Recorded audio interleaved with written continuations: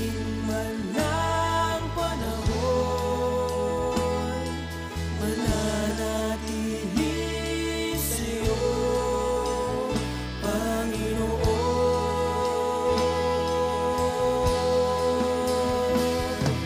Walang alinlangang maglilingkod, walang pangambang sa'yo ay susunod. Hindi susuko at hindi hinto, patuloy lamang sa iyo,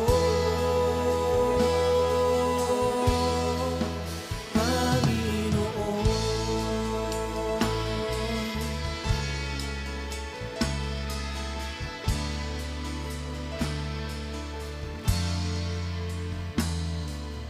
Ikaw ang aking paglilingkuran, kahit saan dalhin. Ikaw ay lagi kong susundin, anuman ang suliranin. Lahat ay aking kakayanin, pagkat ikaw ay kapiling. Subukin man ng panahon, mananatili sa'yo, Panginoon.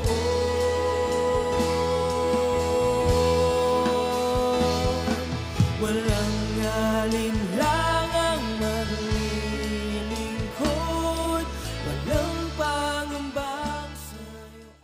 Amen! Praise the Lord! Magandang gabi sa ating lahat, mga kapatid.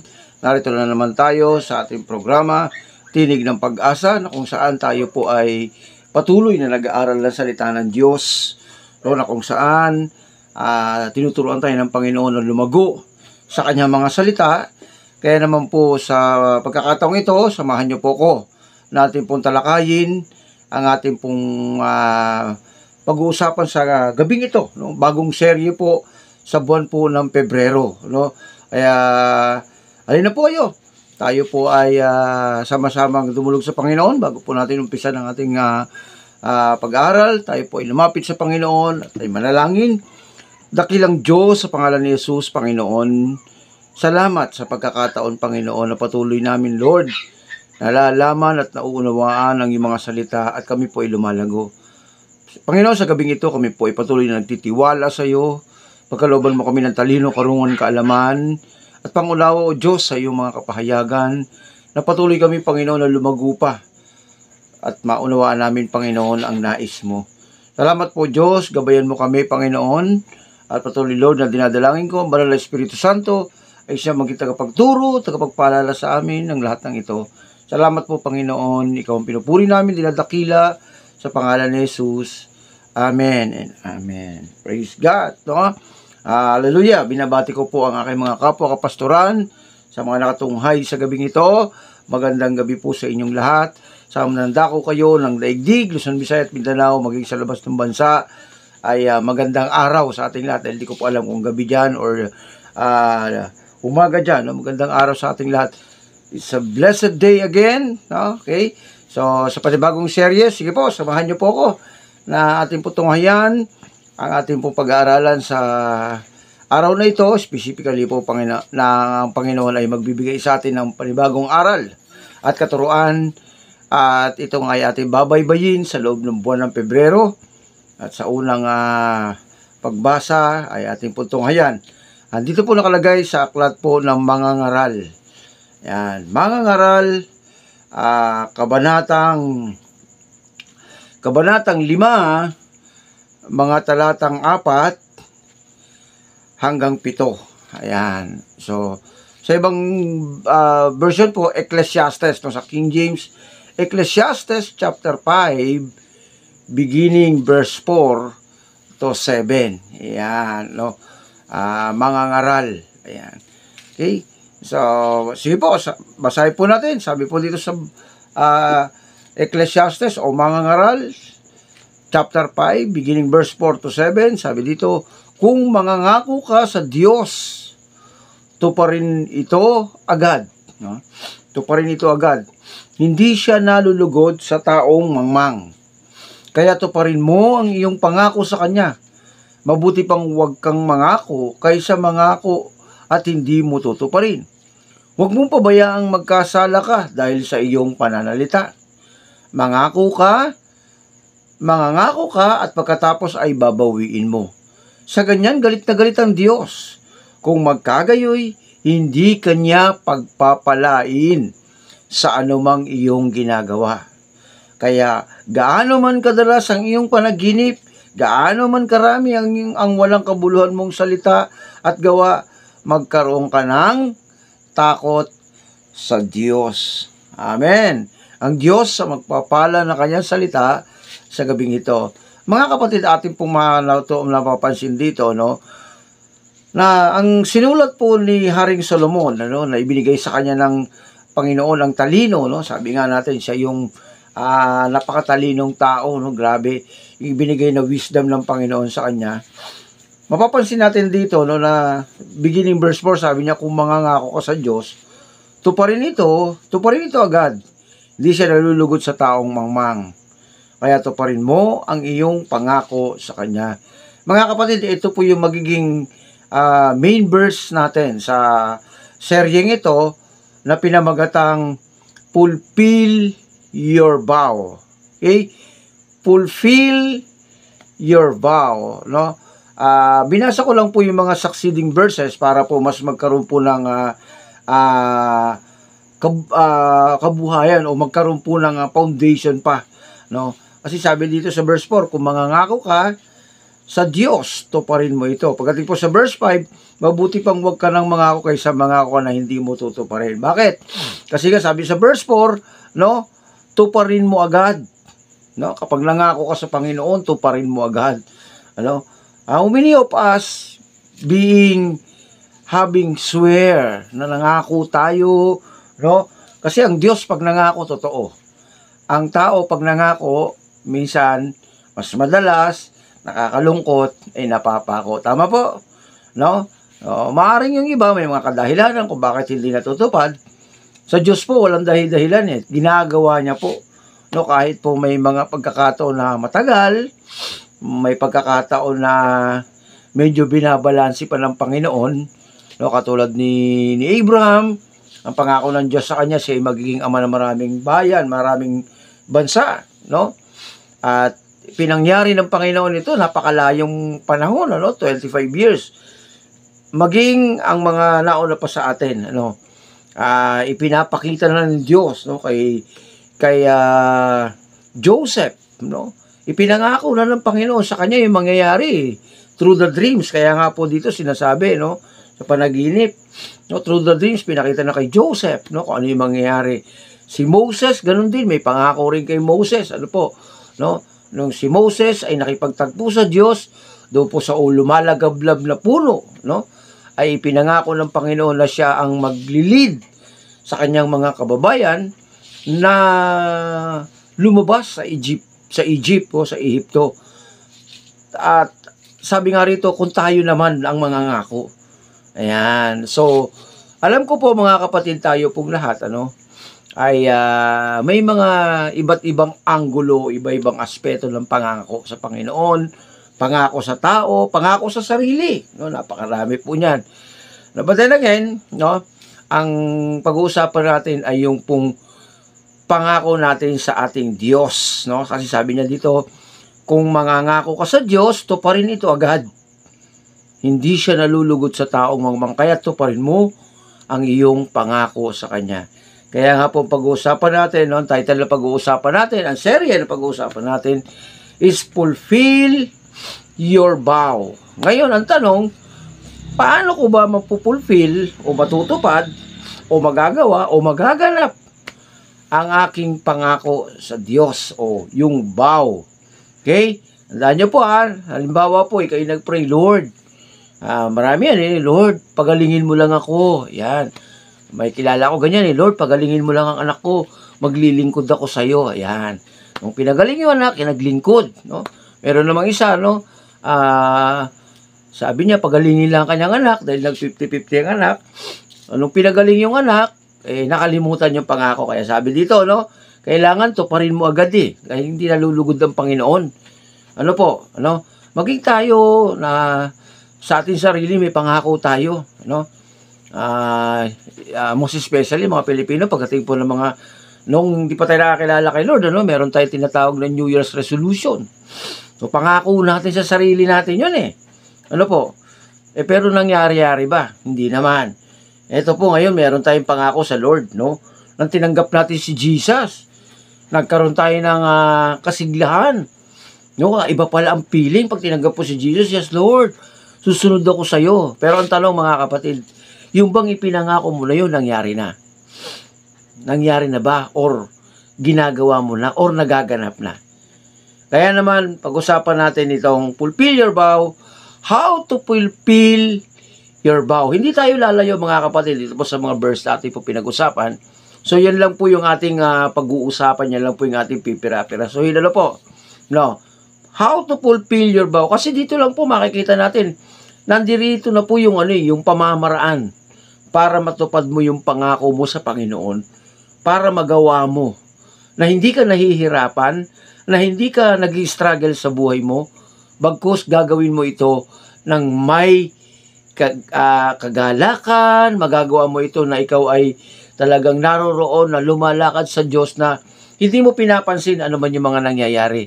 Ano po, ano? Ako, for my, sa akin sarili, ano po, sa akin pagsiserve sa Panginoon, may mga bagay po na pag tiningnan mo po siya, talagang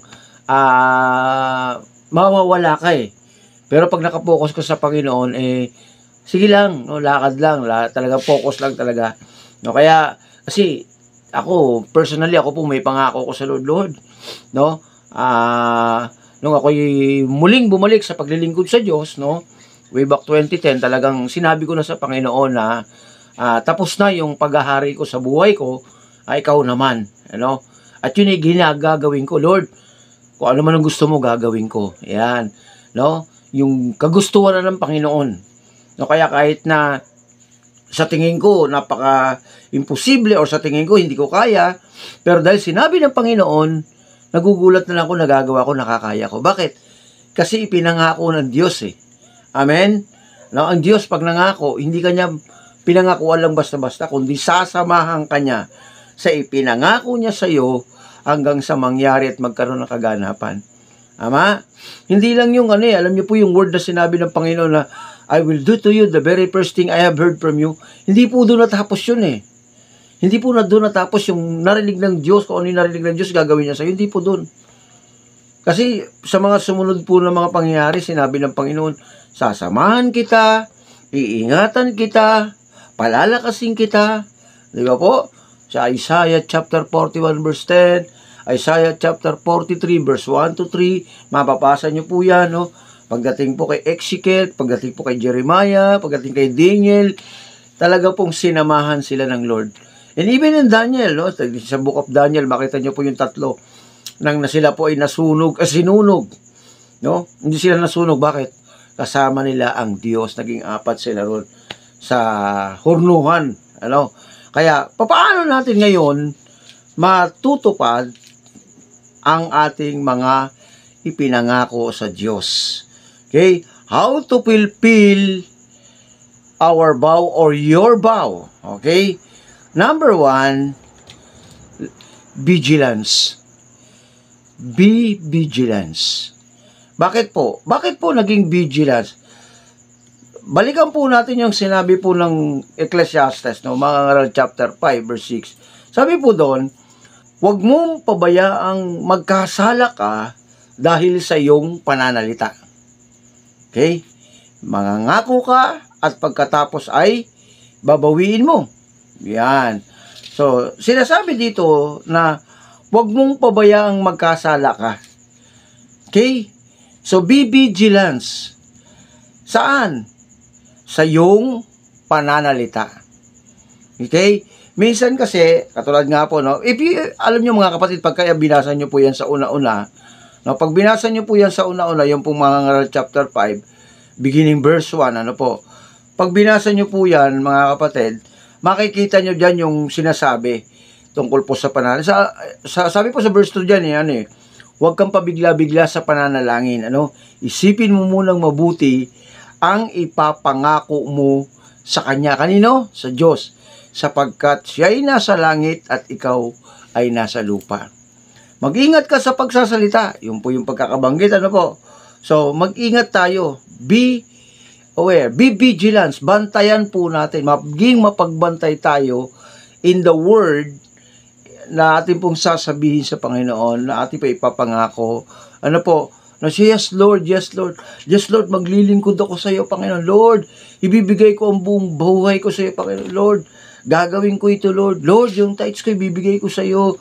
Yes Lord, pag ako nakaalis, Panginoon, Lord, tutulong ako sa church. Yan. So, hindi ka nagsasalita sa iba, kundi Diyos ang kausap mo. Kaya nga sabi doon, tuparin mo agad So, kaya dapat pinag-aaralan natin, Lord, kaya ko ba to? Kaya ko bang gawin? Yan, nangako ka Especially sa mga, may church project, nanawagan ang ating pamunuan. At ikaw naman ay agad-agad, Yes, Lord, tutulong ako. At the end of the road, makikita mo, hindi mo pala kaya. Pero sabi nga, kahit hindi mo kaya kapag ipinagkatiwala mo sa Panginoon, kapatid, ang Diyos ay may kakayanan. He is able, God will make a way where there seems no way, mga kapatid, Kaya naman, be vigilant. Maging mapagbantay po tayo, saan? Sa ating salita, para hindi tayo magkasala. Huwag mong pabayaang magkasala ka dahil sa iyong salita. Mangako ka at pagkatapos ay babawiin mo. How many of us do this? Ilan na po sa atin na nakagawa ng ganito? Yung nangako tayo, tapos binawi natin. Di ba po? Kasi ang Diyos po, galit na galit sa na-compromising Kaya sabi doon, yung pong binawi mo, yung pangako sa Panginoon, nangako ka, tapos binawi mo. Ano sabi? Sa karugtong, sa ganyan galit na galit ang Diyos. Kung magkagayoy, hindi kanya pagpapalain sa anumang iyong ginagawa. Yun. Lahat ng work of hands, lahat ng ginagawa mo, whatever you are doing, hindi nagiging blessing Hindi ka pinagpapala, hindi ka rin nagiging pagpapala. Why? There is something wrong. Ano yung wrong? You have been promised to God na meron kang dapat gawin, pero hindi mo ginawa at binawi mo pa. Parang sabi, yes Lord, maglilingkod ako sa iyo, Panginoon. Tapos bigla-bigla, dumating lang mga ilang panahon, Lord, pwede po bang saka na lang? Saka na lang. Mahirap po yung saka na lang. Baka mamaya saka natin hindi na tayo nakarating sa finish line.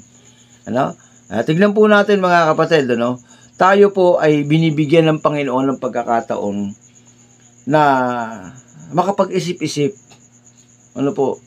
Kaya ito pong sinasabi dito sa aklat na mga ngaral na ito, tandaan nyo po to, huwag mong pababayaang magkasala ka dahil sa iyong pananalita.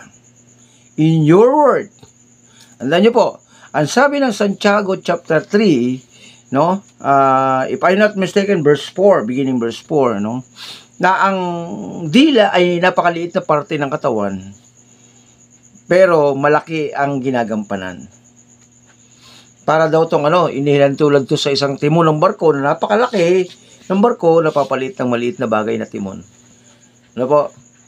And according to Proverbs, life and death is in the power of tongue. So kaya nga po, pag nagsasalita tayo, ingat-ingat, be vigilant. Mamaya may pinangako kay Lord, hindi na po ako maghagalit. Promise, Lord. May promise pa. Tapos bigla nagalit, Lord, kahit ano mangyari, Panginoon, gagawin kong lahat. Biglang nagbago ang sitwasyon ng buhay. Lord, pagpalain mo lang ako, Panginoon, Lord, maglilingkod ako sa iyo.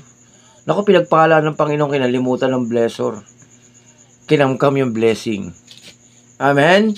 No, kaya wag po natin pabayaan, maging mapagbantay tayo.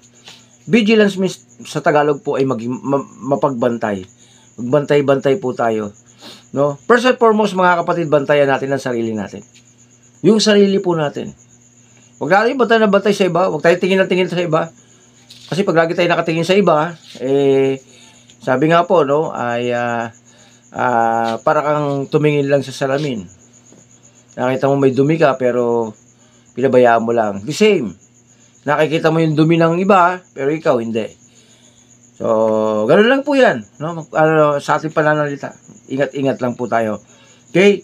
At, yung pangako natin, bantayan natin itong pangako natin, na dapat ginagawa agad natin ito. Kaya kapag ka nangako sa Lord, gawin mo agad. No? Nag-pray ka, Lord, pagalingin mo lang ako. Lord, i-bless mo lang ako. Lord, makalis lang ako. Makalis lang ang anak ko. Makalis lang ang asawa ko. Yan, no? Yes, Lord, tutulong ako sa church. Be-bless ko, Panginoon, Lord. Diba? Magdodonate ako ng ganito, Panginoon. Ayan. So, kasi kapag hindi mo raw nabawi, ay pag hindi mo raw natupad, hindi mo nagawa yung pangako mo, sabi doon, sa ganyan galit na galit ang Diyos. So, nakita nyo na po, no? Nagagalit pala ang Diyos. Kung magkagayo, hindi kanya pagpapalain sa anumang bagay na iyong ginagawa. Sa lahat ng ginagawa mo, hindi ka magpagpapalain. Kahit na magpakapagod ka, kahit na magpakapagal ka, gawin mo na lahat. Hindi ka pagpapalain. Why? Kasi nga, may kulang. Amen. Ano po? So, number 1, be vigilance or vigilance. Vigilance. Secondly, your oath. Yung oath. Yung pangako mo. Okay, yun po yung pinag-uusapan natin, yung pangako, fulfill your vow eh. Tandaan niyo po, mga kapatid, you have promised to God. Diba? Kaya nga po sabi doon, babalikan natin, no? Pag sinabi po doon sa ating text na binasa, no? Na yung pangako mo, kung mangangako ka sa Diyos, tuparin ito agad. Hindi siya nalulugod sa taong mangmang, kaya tuparin mo ang iyong pangako. And verse 5, mabuti pang huwag ka nang mangako kaysa mangangako ka at hindi mo tutuparin. Ano? Mabuti nga, totoo nga naman no? Mabuti pa di ka nang mangako talaga eh. Pero totoo nun, kapag ka nangako talaga sa Panginoon, kasi ang Diyos po, binabantayan niya yung ating mga salita. No? Binabantayan niya.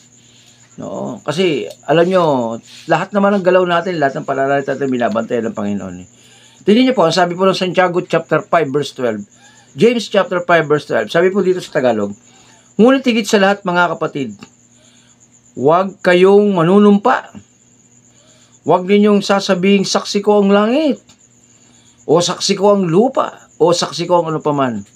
Sapagkat sapat ng sabihin ninyo, oo kung oo, at hindi kung hindi, upang hindi kayo hatulan ng Diyos. Yan, no? Kaya wag tayong, I swear. Meron pa, di ba? Noon, meron pa tayo, I swear talaga, cross my heart. Yan. May pa-cross my heart pa. Ano po? No.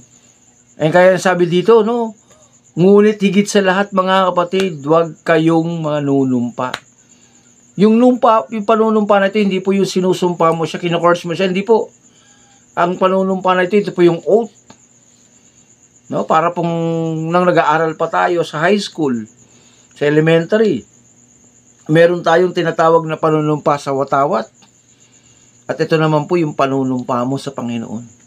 Yung pangako mo sa Lord. No? Kasi alam niyo yung ibig sabihin ng oath.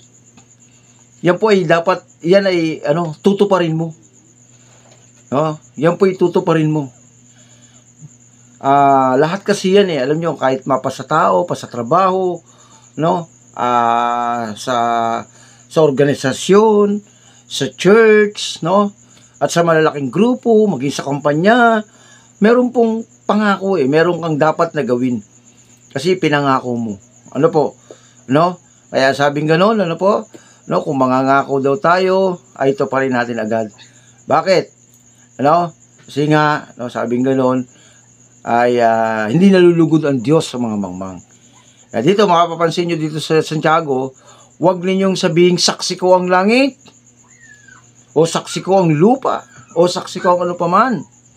Sapat nang sabihin ninyong oo, kung oo, at hindi kung hindi, upang hindi kayo hatulan ng Diyos. Amen. Ano? Mahirap po kasi yung yung alam niyo yung mga ngako ka sa Panginoon na para na hindi mo nagagawa. Ako po personally, may mga time po na nangyari po sa akin yan Sinabi ko nung bago-bago pa lang ako, yes Lord. Tapos hindi ko po nagawa. Alam niyo yun, yung may pinapagawa ang Panginoon sa akin. At may iniutos ang Lord sa akin. No? Hindi ko po siya nagawa. For 3 days, mga kapatid. No? Kasi one time po, nagpe-pray ako. Biglang may pinaalala si Lord sa akin, may pinakita sa akin ng Panginoon na iniutos niya na sabihin ko sa taong ito yung mga bagay na binibili ng Lord. At alam niya po, kinip-keep ko po yun sa aking puso, no? For 3 days. Pagdating po ng 3 days, mga kapatid, talagang yung umaga ng 3 days na nag-struggle na ako. Sabi ko, sige Lord. Midweek service noon. No, diyan sa main church natin sa Cavite. So, nagkaroon po ako ng pagkakataon, yung tao po, 3 araw ko nang nakikita, hindi ko kinakausap. Pero may pinapasabi ang Panginoon. Pero nangako ko sa Lord, yes Lord, gagawin ko ito. Yes Lord, sasabihin ko ito. For 3 days, mga kapatid. Kinagabihan, hindi na po ako talaga aksaya ng panahon. Sinabi ko na. Sinabi ko yung pinapasabi ng Lord sa taong ito. Mga kapatid, alam mo po ang bawi sa akin. Sabi niya, Pastor, 3 araw ko na pong pinagpe-pray kay Lord, yung kasagutan. Hallelujah. Alam niyo po yon, no? Na talagang nagsisi ako sa Panginoon. Lord, na-delay. Pero, na-delay ako, pero just in time, mga kapatid. Di pa naman siya delay talaga actually. Pero ako yung action ko po ay nagkaroon po ng delay. Kaya alam niyo mga kapatid, kapag nangako kayo sa Lord, no? Ako po, nang mangyari po yun sa akin, talagang sinabi ko, Lord, hindi na po mangyayari. Once na nagsalita ka sa akin, Panginoon, pag sinabi mong today, I will do it today. Kung tomorrow is tomorrow. Amen? So your oath, pangalawa, yung pangako natin sa Lord. No? Yung una, bantayan mo yung pananalita. Vigilance. Okay? Pangalawa, your oath, yung pangako mo sa Lord. No? Ano may pinangako mo? Kahit saan ka nangako, kahit sa church. No? Tutulong ako sa ganito. Gawin mo. Huwag ka matakot. No? Kung ano yung sinabi ng Panginoon. No, I do believe naman nangungusap sa atin ng Panginoon. Amen. Okay? Kasi kung hindi nangungusap ang Panginoon sa atin, may problema tayo sa spirit. Kulang ang ating relationship sa Panginoon. Dapat yung magkaroon pa tayo ng mas malalim na intimacy, nakipag-ugnayan sa Diyos. Okay? So, yun yung pangalawa. Your oath. Oath. Okay? Yung pangako mo sa Panginoon. At pangatlo po, how to fulfill. Paano? No? Paano natin tutuparin o paano natin gaganapin yung ating vow, yung ating pangako sa Panginoon. Number 3, be wise. Be wise. Maging matalino ka. Di ba po? No? Sabi nga po doon, no, kung babalikan po natin, mga kapatid, sinabi po dito, no, na sa mga ngaral po, no, chapter 5, no, sabing ganoon, huwag mong pabayaan. Verse 6, huwag mong pabayaang magkasala ka dahil sa iyong pananalita. At pagkatapos ay babawiin mo sa ganyang galit na galit ang Diyos. So dito po mga kapatid, no, mapapansin natin, tinuturuan tayo ng Panginoon na maging matalino tayo. No? Kasi nga, sabi niya dito sa verse 7, kaya gaano man kadalas ang iyong panaginip, gaano man karami ang walang kabuluhan mong salita at gawa, magkaroon ka ng takot sa Diyos. Maging matalino tayo mga kapatid. No? Kasi katulad po ng maraming nauna pa sa atin, ang talagang napaka-importante nilang ginagawa ay maging matalino. Kasi alam niyo yung kaaway, Lilinlangin ka niyan hanggang sa mawala ka. Mawala ka dun sa linya na mga tutupad mo yung pangako mo sa Panginoon. Proverbs chapter 10 verse 19, sabi dito, ang taong masalita ay malapit sa pagkakasala. Ngunit ang nagpipigil ng dila ay dunong ang pagkakilala. No. Maging matalino tayo. No? Be wise, mga kapatid. No? Kasi hindi natin alam kung anong ginagawa natin. Diba sabi nga, the devil is like a roaring lion. No? Kaya maging matalino tayo. Tandaan nyo po, si Satan po ay siya yung ama ng deception. No? Siya yung kasinungalingan. Ano? Kaya kailangan, sabi ko nga po kanina, magbantay tayo, no, yung pangako natin, and then of course, yung pangatlo po, be wise, maging matalino tayo. Amen. Yung pong katulad ng sinasabi po natin na ito pong taong to na sumulat ng mga ngaral na si Haring Solomon ay napakatalino na nanggaling sa Diyos. Kaya nga po sabi ganun, hihingi ka. Ang tawag po doon sa wisdom yan ay Solomonic wisdom. No? Para hindi ka malinlang. No, hindi ka madaya ng kaaway. Nakakala mo tama pa yung ginagawa mo.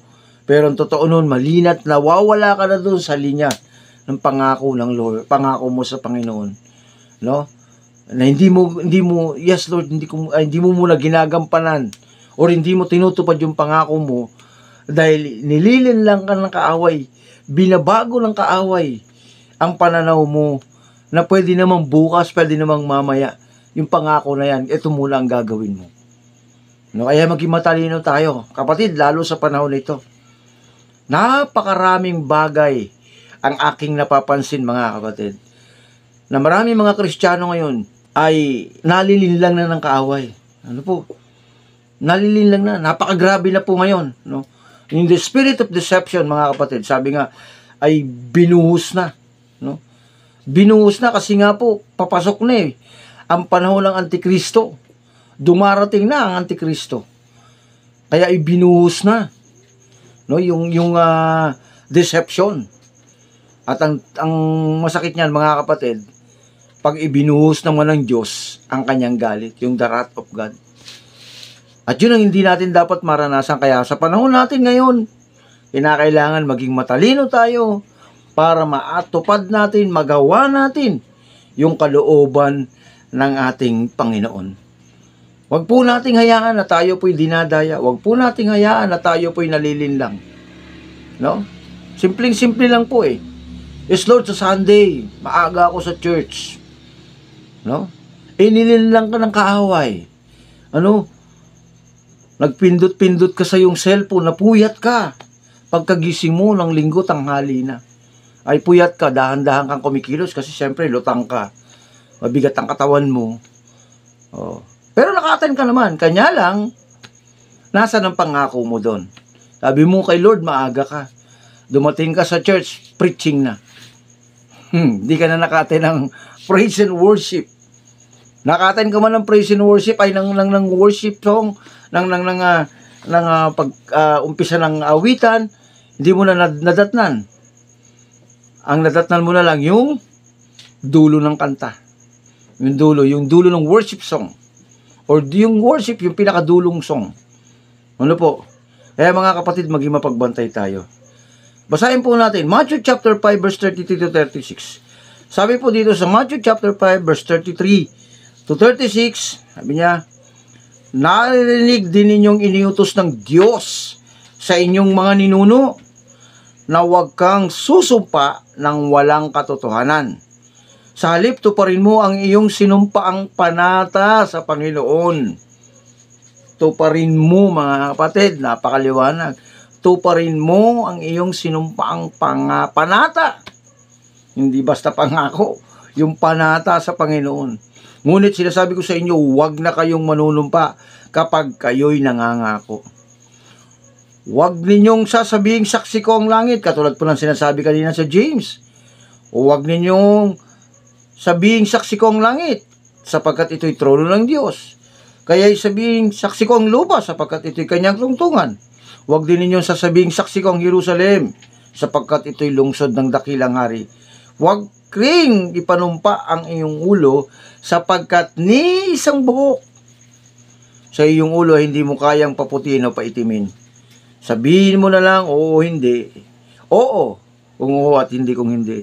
Sapagkat ang anumang sumpang idinaragdag dito ay buhat na sa masama. Mga kapatid, ang sinasabi ng Panginoon dito is yung pangako natin.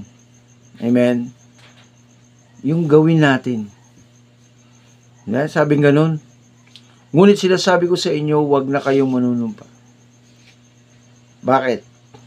Kung hindi mo rin lang tutuparin, eh dyan galit na galit ang Diyos. Kaya naman mga kapatid, sa gabing ito, ang nais ng Panginoon maging totoo tayo sa Kanya. Ang Diyos natin totoo. Hindi po siya nagkukunwari sa Kanyang pangako, sa Kanyang sinasalita, sa Kanyang sinasabi. Hindi po siya nagbabago. Ang langit, ang lupa ay mapaparam. Ngunit ang Kanyang salita, kailanman ay hindi magkakabula. Kaya naman mga kapatid, kung ang ating Diyos ay totoo, magpakatotoo tayo sa Panginoon. Fulfill your vow to our God. Dahil yan ang hinahanap ng Panginoon. Kung totoo ka sa Diyos, mga kapatid, you will experience the blessing. Huwag natin tingnan yung blessing na material. Yung blessed na blessed ka sa iyong buhay. Yung spiritual mo napakalakas, na kahit na maraming bagyong dinagdadaanan, eh talagang naroon buhay na buhay ang pagpupuri mo sa Panginoon. Bakit? Kasi nagagawa mo yung pangako ng Diyos. Tandaan nyo mga kapatid, once na nagagawa natin yung vow natin sa Lord, nagagawa natin to ayon sa Kanyang kalooban, napapangiti natin ang ating Panginoon. At magtataka ka, bakit hindi ako napapagod sa nangyayari? Bakit kahit na may kabigatan na dumadaan, magaang pa rin sa akin? Bakit? Kasi napangiti mo ang Diyos eh. Di ba, ang sabi nga po ng Book of Nehemiah, the joy of the Lord is our strength, sabi ni Nehemiah. At yan po hindi lang para kay Nehemiah. Kung nangyari sa kanila, pwedeng mangyari sa iyo. Amen? No? Mapapansin niyo po yung ating mga misyonaryo, yung mga gumaganap sa pagmisyon. Especially, no, ang ating pong bishop. No? Sipin niyo po, ang dami niyang ginagawa pero hindi siya napapagod. Nakikita na napapagod eh. Galing lang dito, pagdating diyan, no, talagang bakit? Kasi nagagawa niya yung pinangako niya sa Lord, nagagawin ko to Lord eh. At kapag napapangiti mo ang Panginoon, yung yung kagalakan ng Diyos sa pagtagawa mo sa pangako mo sa Kanya, pinapalitan naman ng Panginoon ng kalakasan sa iyo. Amen? Lakas ng katawan mo, lakas ng spirit mo, at hindi ka napapagod. Church, I want you to understand na ito pong panahon na ito ay panahon na tinutupad natin ang ating mga ipinangako sa Lord. Kaya nga po, napakaganda ng serye na ito. Fulfill your vow. Ano mang ministry ang hinahawakan mo, wala ka mang ministry, you're just only attending the church, you're just only, sabi niya natin, isa ka lang miyembro. Pero mga kapatid, kahit anong ka lang sa church, kahit anong katungkulan mo sa church, yung pangako mong binitawan sa Diyos, tinatandaan ng ating Panginoon.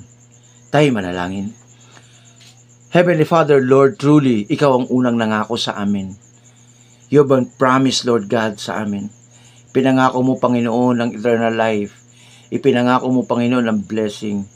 Lord, nakikita mo, Panginoon, ang buhay namin, ang puso namin, ang isip namin, Lord.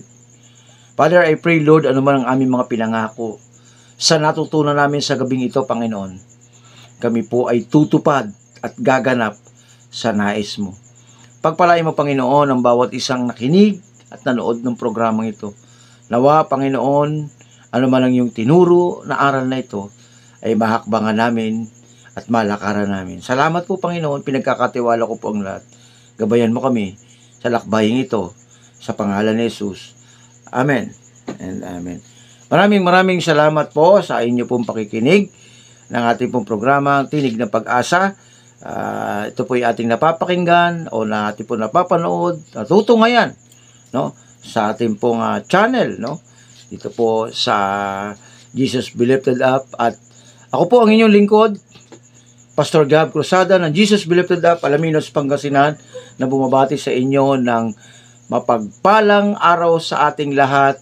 Naway patuloy nating maranasan ang blessing, ang pagpapala, ang strength, no, ng Panginoon na talaga namang ibigay sa atin. At alam ko po, no, may nais pang ipagawa sa iyo ang Panginoon. Kung naman ang nais ng Panginoon, kapatid, ito lang ang hamon ko sa iyo. Hakbangan mo, hindi mabibigo ang paglalakbay mo. Bakit? Kasi kasama mo ang Diyos. Maraming salamat po at magandang gabi sa ating lahat. Praise the Lord!